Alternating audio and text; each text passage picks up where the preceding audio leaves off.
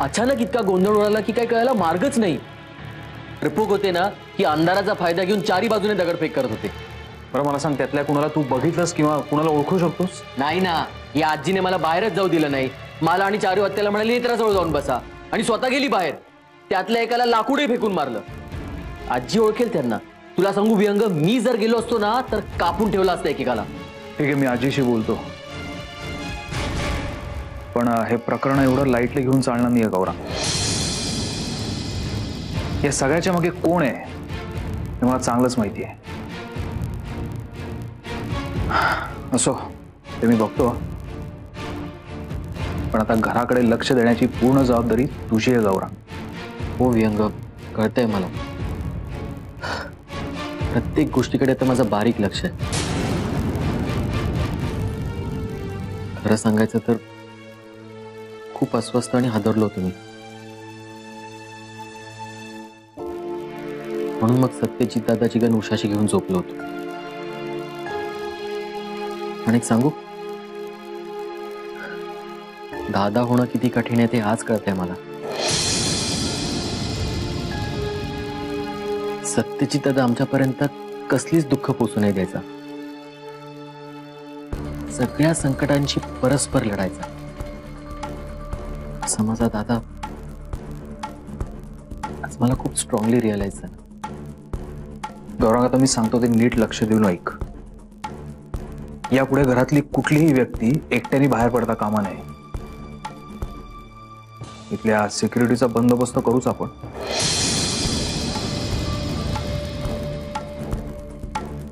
पण आता खूप सावध राहणं गरजेचं आहे।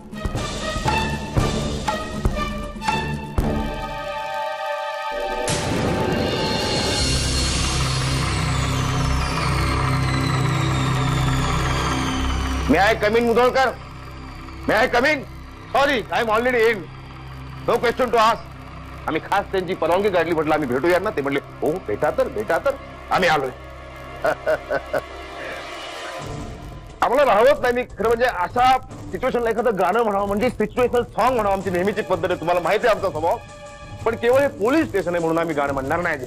आणि कायद्याचा आम्ही सदैव आदर करतो, एवढ्या कारणासाठी आम्ही अजिबात गाणे म्हणणार। दुसरी महत्वाची गोष्ट, उदोलकर, आम्ही कुणालाही भेटायला गेलो, अगदी सामान्य माणसाला जरी भेटायला आम्ही गेलो तर आम्ही भेटवस्तू घेऊन जातो, खाऊ घेऊन जातो। म्हणजे घरातली लहान मुलं माझा खाऊ मला द्या, माझा खाऊ मला द्या असं बोट धरून म्हणायच्या आत त्यांचा खाऊ त्यांच्या हातात द्यायचा। पण आम्ही तुमच्यासाठी खाऊ आणली। आम्हाला अतिशय वाईट वाटते, काळजी वाटते आम्हाला। या कोठडीमध्ये अशा कोंदट वातावरणात कसे बरे तुम्ही जगत असा? पुन्हा हे रूम फ्रेशनर आणले तुमच्यासाठी खास। That's enough. Enough is enough. The room is enough. Freshness is enough. बरं, तुम्हाला इथं काय प्रॉब्लेम? तुमच्या सेवेत काय कसूर यांच्याकडून? तसं काय असेल तर मी सांगतो त्यांना। नाही, फक्त विचारतोय, सेवा द्यायचीच नाही। दादा, हे पोलीस स्टेशन आहे, मेंटल हॉस्पिटल नाही। तू चुकीच्या पथ्यावर आलायस। विनोद, परिस्थितीजन्य विनोद, म्हणजे अशा परिस्थितीतही तुम्हाला विनोद सुचतायत?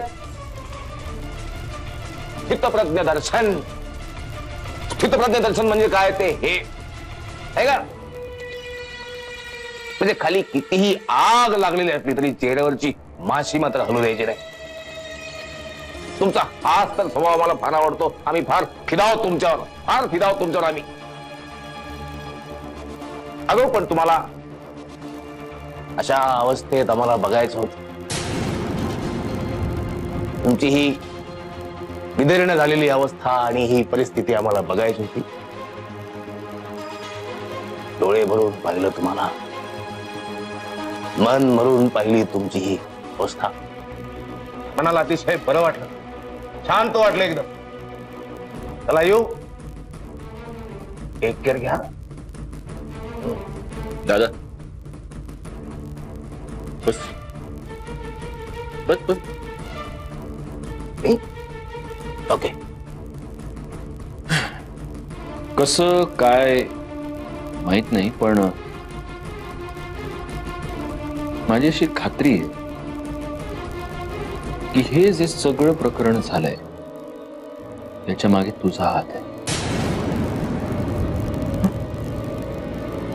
नाहीतर अजयला माझ्या भावावर आणि वहिनीवर हल्ला करण्याचं काहीच कारण नाही. बघा आता तुम्हीच बघा. तेव्हा पाल त्या पालीवर आठवलं म्हणजे तुमच्या घराच्या भिंतीवर सरपटणारी पाल जरी आजारी पडली तर तुम्ही काय म्हणणार, हे सगळं दादा होळकरने केलं, आम्हाला अजिबात आवडत नाही. असो, तुम्ही आमच्याबद्दल कितीही वाईट चिंता, पण आम्ही तुम्हाला इथेच दीर्घायुष्य चिंततो अशी प्रार्थना आहे तांबडे बाबांची चरणी. हे बाळबड बंद कर ना.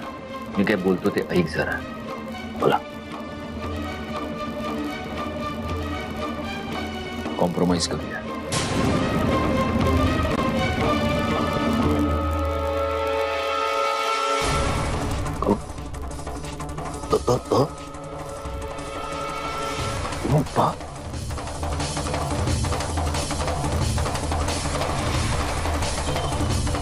इथून पुढे तू माझ्या वाटेला जायचं नाही, मी तुझ्या वाटेला जाणार नाही. माझ्या डोक्याला आणखीन ताप नको. अरे वा मुधोळकर, एका मर्डर मध्ये तुमचा उत्साह पार ओसरला.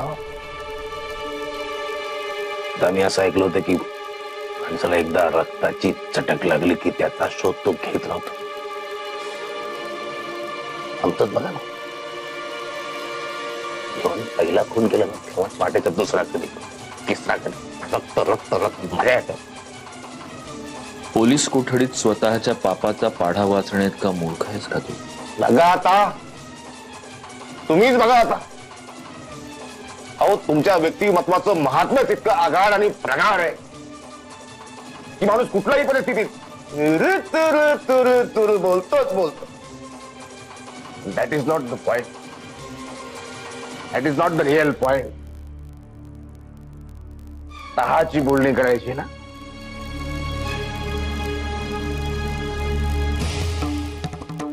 माझा करत नसता, विनंती करून, अर्ज करून, भीक मागून, निमित्ताने पाय धरून करायचं. आधी पाय धरा, मग बघू पुढच्या पुढे जमणार.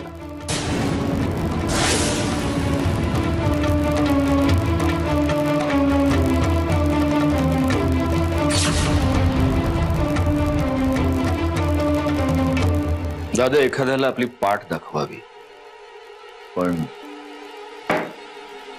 पाय देऊ नयेत.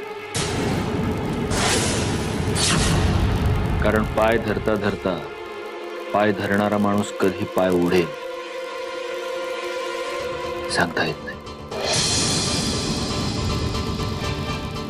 मी इथे असताना माझ्या घरातल्या कुठल्याही माणसाला जर काहीही झालं तर बाहेर आल्यानंतर जिथे असशील तिथून शोधून काढेन आणि मारून टाकेन तुला.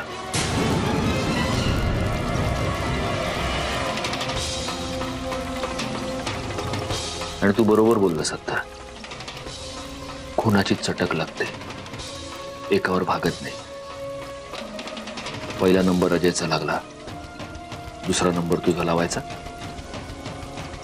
मुधोळकर, दात पडलेल्या नागाने उपकार काढू नये.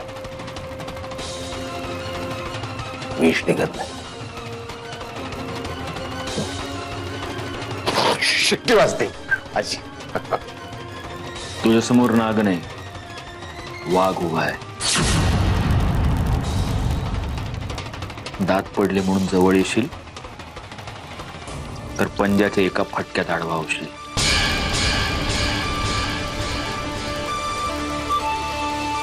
शिट्टी वाजवायची लायकीचा राहणार नाहीस. डायलॉग बाजी, विषय अप्रतिम डायलॉग बाजी. I appreciate you. तलवार म्हणजे तलवार बाजी, अशी तुम्ही डायलॉग बाजी उत्तम. अतिशय अप्रतिम. I appreciate. Mudholkar I actually, भले तुमची बायको तुम्हाला सोडून गेली असेल, मी तुम्हाला खात्री देतो की तुमचा हा परम शत्रू तुम्हाला कधीच सोडणार नाही. Excuse me, song. थँक्यू.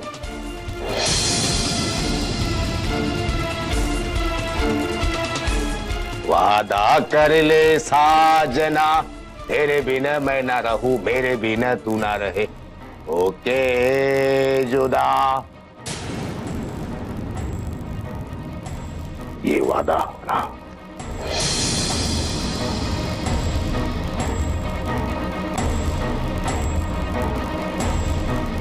वादा रहा प्यार से प्यार का, हम तुम ना होंगे जुदा.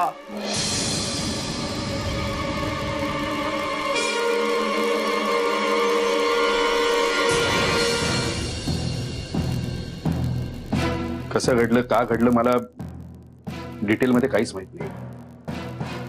पण मला जेव्हा ही गोष्ट कळली तेव्हा मला धक्काच बसला. सत्यजित रावांच्या हातने एखाद्याचा खून झाला, माझ्या या गोष्टीवर विश्वासच बसत नाही. बाबांनी आणि त्यांना भेटायला स्पष्ट नकार दिलाय. त्यांचं म्हणणं आहे की मी जर त्यांना भेटले तर त्याचा आपल्या केसवर विपरीत परिणाम होईल. मला खरंच काहीच कळत नाही, मी काय करू आता. ऐकावे जनाचे आणि करावे मनाचे म्हणून.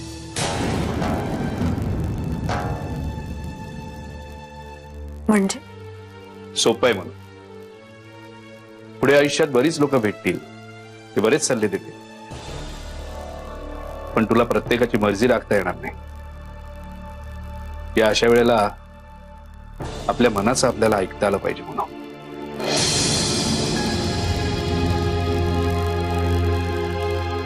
आता सत्यजित रावांना तू भेटायचं का नाही हे तुझं तूच ठरव. पण स्वतःच्या मनाचं सोडून दादाच्या मनासारखं आणखीन किती दिवस वागणार आहेस? दादाचं तर म्हणणंच असणार आहे की तू सत्यजित रावांना भेटू नकोस म्हणून. त्याचं बरोबरही असेल, पण तू स्वतःच्या मनाचं कौल टाळणं चुकीचं आहे.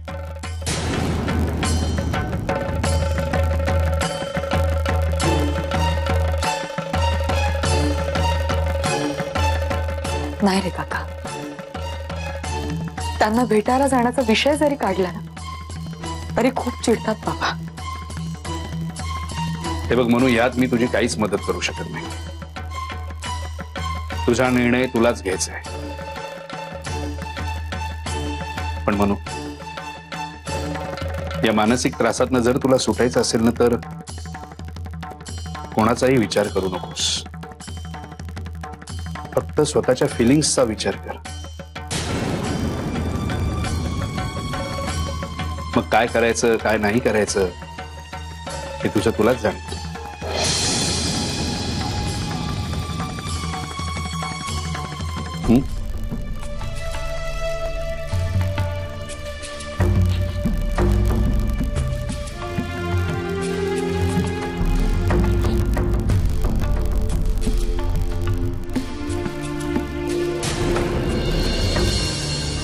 आजी कुठे चाललाय?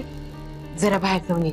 अहो पण अशा एकट्याने कुठे निघालात? तू काळजी करू नगस, पटकन येते. नाही मग मी येते तुमच्या बरोबर. चला. नग तू इथंच थांब.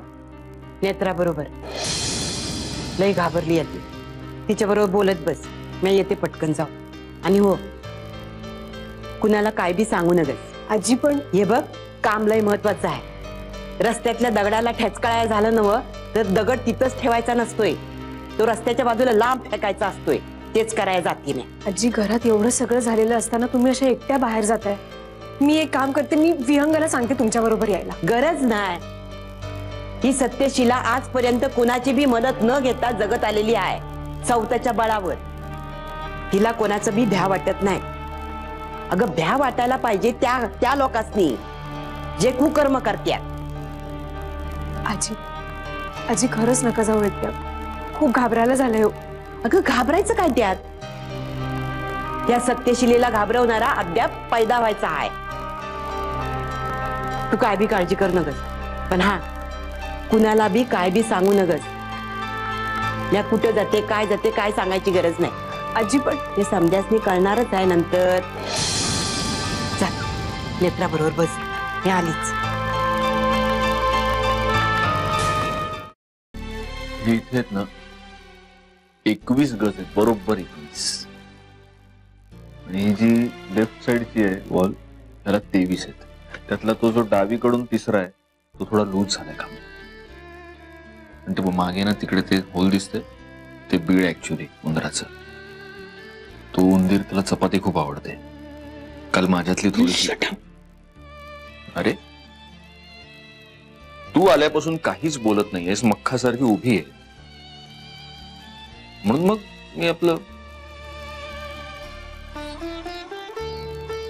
तर काय वाटतंय जे झालंय त्यानंतर उतारेच्या उतारे असतील. माझ्याकडे फुल आहे. आम्हाला एकच उतारा माहिती. रात्री जास्त झाल्यानंतर जो सकाळी घेतला जातो तो. सत्यजित विलेश विनोद सुस्त आहेत तुला. हं? विनोद सुस्त आहे. तुझं बरं आहे, ठेवून बसलायच तिथे. दर दिवशी दर तासाला दर क्षणाला आमची काय कुतरवड होतीये त्याची काय परवा असणार आहे तुला.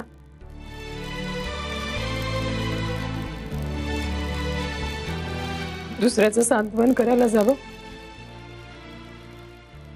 कपलाच बांध फुटतोय.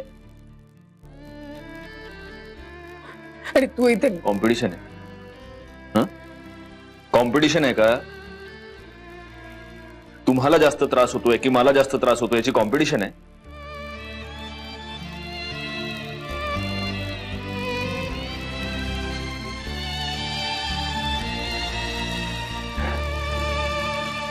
एनिवे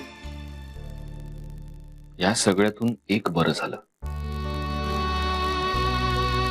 तुझ्या आयुष्यावर पसरलेलं मळब कायमचं दूर झालं.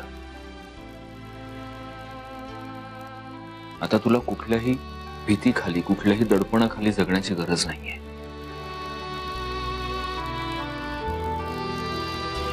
पण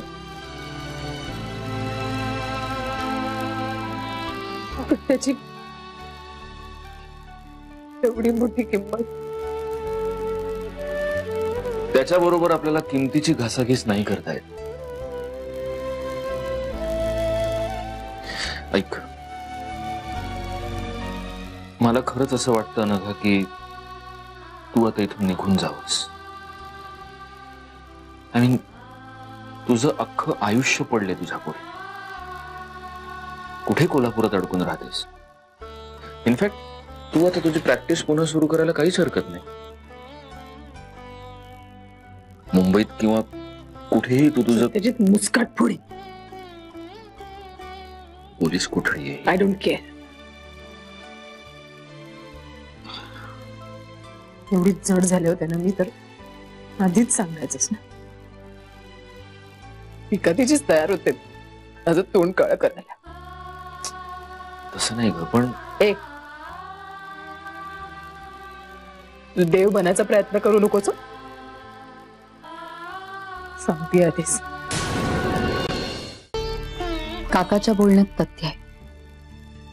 मी माझे निर्णय स्वतः का घेत नाही, प्रत्येक वेळी बाबांवर का अवलंबून असते. जोपर्यंत मी त्यांना भेटत नाही, त्यांना बघत नाही, तोपर्यंत माझ्या मनाला चैन नाही पडणार. नाही, नको. त्यांना असं नको वाटायला की मी त्यांना खिजवायला आले किंवा प्रेम व्यक्त करायला आले. नाही, त्यांना काहीही वाटू देत. मी तिथे त्यांची विचारपूस करायला जाणार आहे. ना त्यांना खिजवायला, ना त्यांच्यावरचं प्रेम व्यक्त करायला. मी कुठेही जात नाही. मी गेले तर आईंकडे कोण बघणार. आजींची काळजी कोण घेणार. विहंग आणि मंजुषाचं लग्न लावायचंय ना? नेत्राच्या डिलिव्हरीच्या वेळी तिला धीर कोण देणार? आणि वरचे वर इथे येऊन माझ्या डोक्याचा भुगा कोण पाडणार? फाईन, जाते. तू बस, गज मोजत आणि उंदराशी खेळ. नका, माझ्या घराची काळजी घे. गप्प बस रे, तू सांगण्याची गरज नाहीये.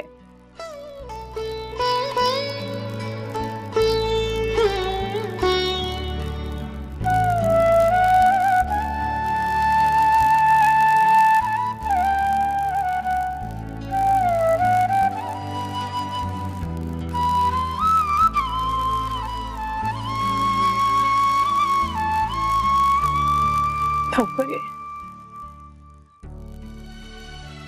आज दुपारी येऊ जेवायला.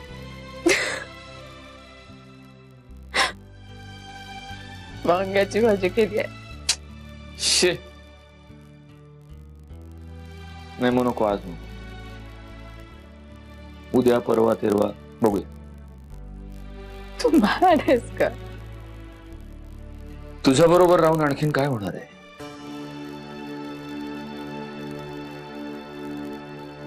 आउट. अगं निघ, चल. Shut up. आउट. तुझं घर नाही आहे. चल, चल, चल.